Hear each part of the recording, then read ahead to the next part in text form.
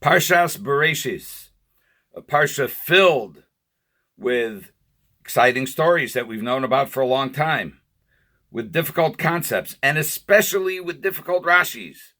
Lots of difficult Rashis. Here's one of them. Perek Beis, Pasuk Tesvav, chapter 2, Pasuk, verse 15. Vayikach Hashem Elokim es ha'adam. This is right after God created man. This is in the second account of creation. Hashem, God, took man. Vayanichehu b'gan Eden, and he placed him in the Garden of Eden, le'avda u'l'shamra, to work it and to guard it. Seems pretty straightforward.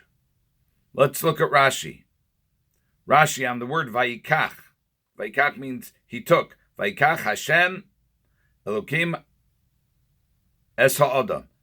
God took. Vayikach. He took man. What does Rashi say? Lekacho bidvorim no'im upitehu likones. With pleasant words, and convinced him to enter. What? First of all, why does Rashi have to stretch the simple meaning of Hashem took man and put him in the garden? That's all. Rashi says he convinced him, he used nice words, he persuaded, he motivated. And that's Vayikach? That's he took? And who are we talking about here? We're talking about the Borei Olam. We're talking about the creator of the world. He made man. The creator of the world makes man and puts him where he wants him. What's this business of he took him with nice words? Now let's add to the problem. We'll add to the problem by quoting a verse several psukim earlier, also in Perek Beis, the second chapter, this time Pasuk Ches, verse 8. Vayita, so we'll go one verse earlier, just Hashem created man, offer min adama, dust from the ground, and he blew, Vayipach ba'apav nishmas chaim, he blew into his nostrils the breath of life, Vayi adam lenefesh chaya, and man was a living being. Now the verse, the problematic verse. Vayita Hashem Elokim gan be'eden, God, mikedem, God planted a garden in Eden of the east, or eastward. Vayosem sham es ha'adam asher yatzar, and he placed there man that he created. This is before the verse, the earlier verse, the verse that we quoted earlier, that actually comes later. So here we have the story. God created man, he put him in Garden of Eden. So now, why do we even need the verse? Why do we need the pasuk? You already told me put him in Gan Eden.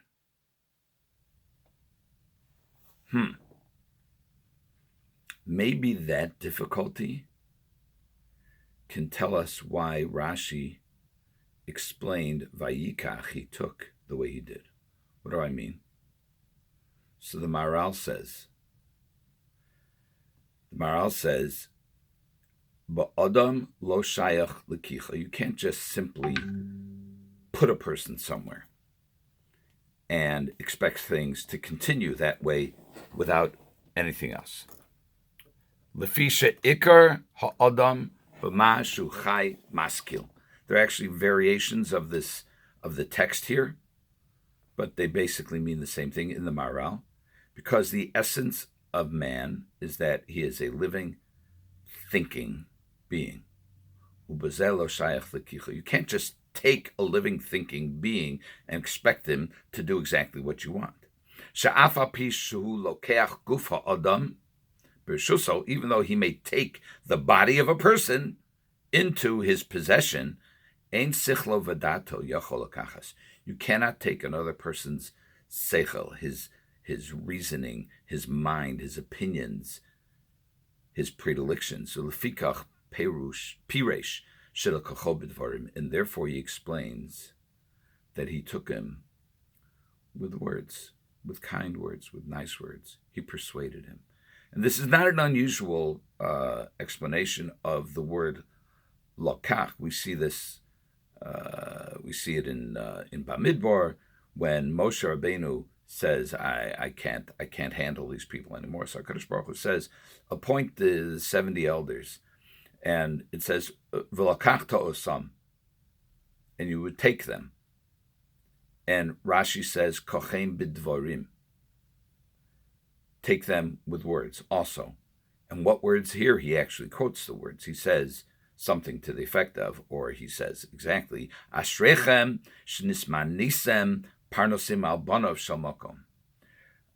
How fortunate are you? How happy you should be that you have been appointed as the leaders, the caretakers of God's children. Now, why did they need convincing? They needed convincing because Moshe Rabbeinu said, it's difficult to lead the Jews. So now you get 70 elders. And why are they being appointed? Because it's difficult to lead the Jews.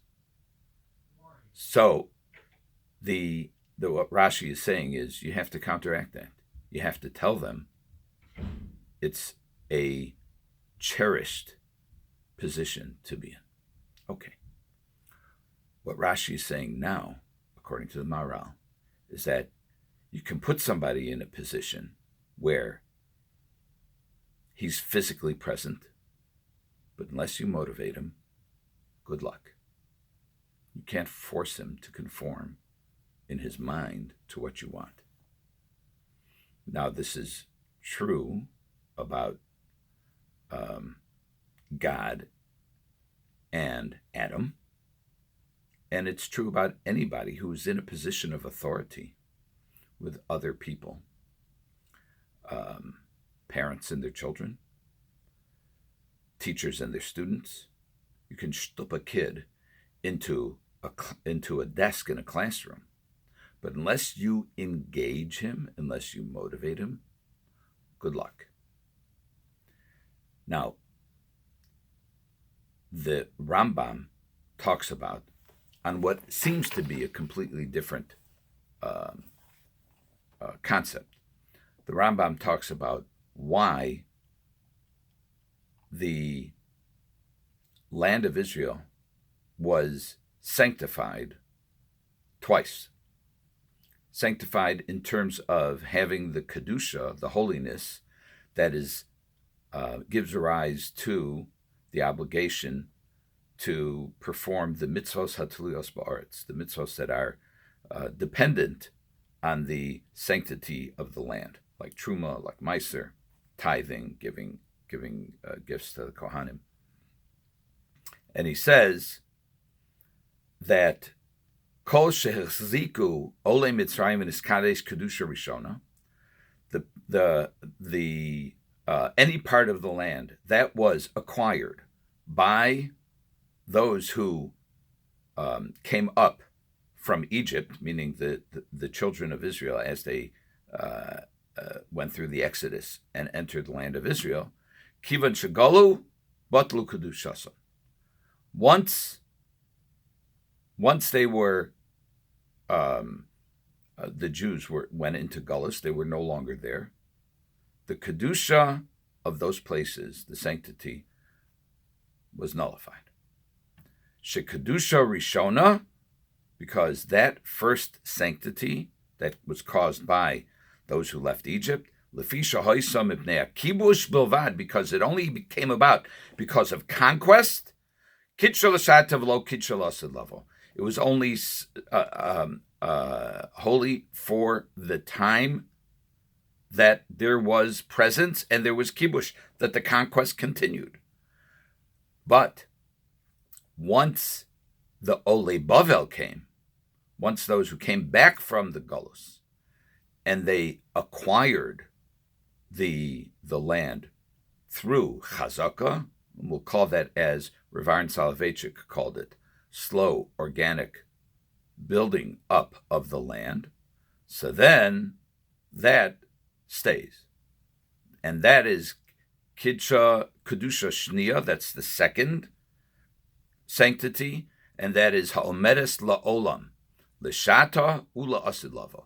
That stays forever, both at the time that they're there and also for the future. And the difference is that one was done through conquest and one was done through organic, orderly, slow growth. And Rav Aaron Soloveitchik says that just like it applies to the Kedusha of Eretz Yisrael, this concept also applies to the Kedusha, if you will, the sanctity of the chinuch of our children, educating our children. If you educate by force, says Rav Aaron, that education may last, but it will almost surely be abandoned when the force is gone. When the teacher leaves the room, when the student leaves the room, when the student graduates school, when he leaves the parents' home, whenever it is, if the imposition of Kedusha came about as a result of kibush, good luck having it stay.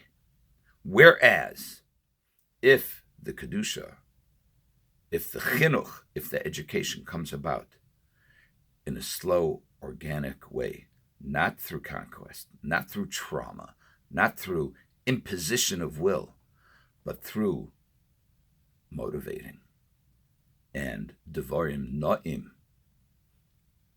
inspiration, inspiring children and adults to do the right thing, then that is akin to the second Kedusha of Eretz Yisrael, which is the Kedusha that exists at the time, and also la'asid lavo, la'olam void, it lasts forever. This is our goal, and this is the message that Rashi is giving us in Bereshis. Even HaKadosh Baruch Hu is kol yachol. He can do anything he wants, but he wants man to have bechira choshis. He wants man to have free will. And the only way that you get somebody who has free will to do your bidding, not only with his body, but with his soul and with his mind, is to inspire. Have a good Shabbos.